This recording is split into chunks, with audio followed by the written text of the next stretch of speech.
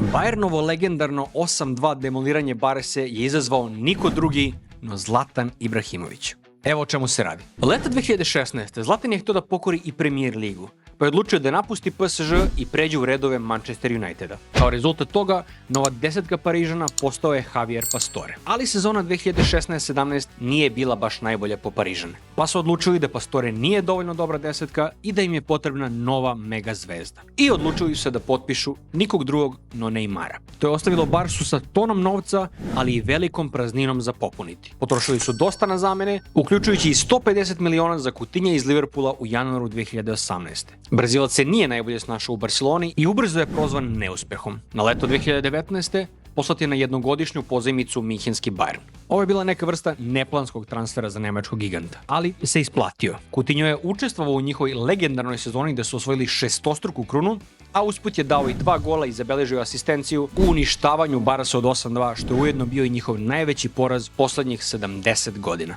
Da Zlatan nije napustio PSG 2016. 8-2 demoliranje se najvjerojatnije ne bi ni desilo, tako da možemo da kažemo da je Zlatan Ibrahimović pokretač svega. Za još fudbalskih zanimljivosti, zapratite Loptački.